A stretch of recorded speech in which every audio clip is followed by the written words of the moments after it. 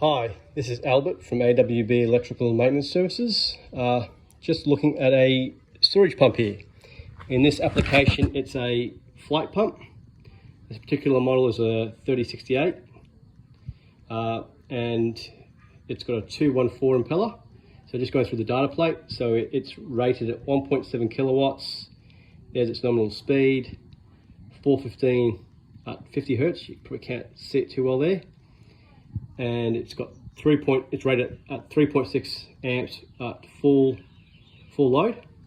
Its power factor and weight, and its maximum submersion. A lot of people don't realize that, but when you have IP ratings, so it says IP68, it will normally have that with a maximum submersion depth that you can have. So typically most pumps, storage pumps and so forth, it's rated for that at a maximum of 20 meters.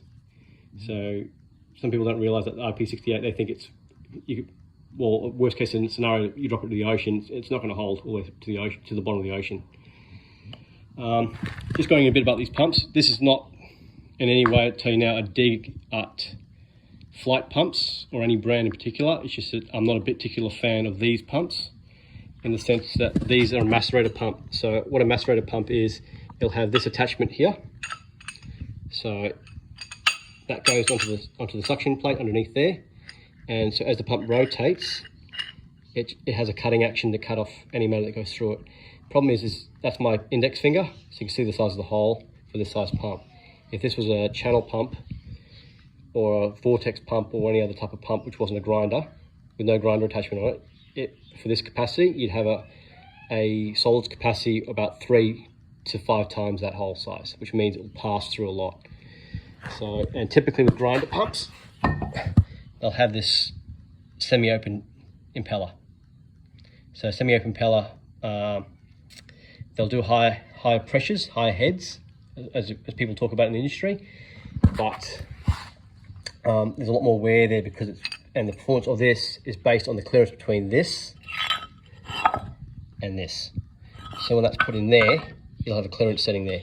So to set that clearance, you basically have shims. You can just make out a shim there. Just there, there's actually a shim there. It's hard to see.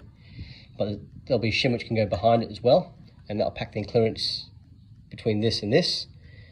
And then you'll have a shim or shims on the front, which will then set the clearance between this and this. So this wears, you can shim it back.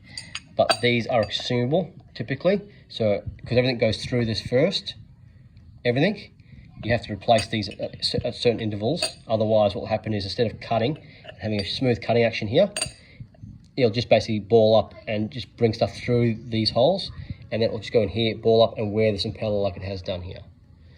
So the only time I would actually specify or recommend a pump like this, a grinder pump, in this is in an application where you required high head pressure for a certain flow rate that the other pump designs couldn't do, or in this, or another application would be where you got on-site sewage treatments, and you're trying to basically break everything down as much as you can before it gets to your own plant, so you're not having to basically clean your screens down as much for your solid screens and all that stuff.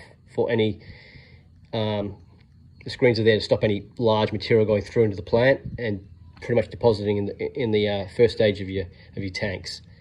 So this will just chew it all up. Comes through as a smaller particle size, so you don't have to be going there every day to clean up due to rags, wet wipes, nappies, all that stuff that people shouldn't flush down, especially on-site septic. So hopefully that was a bit of help for someone. Thank you for watching, and have a good one.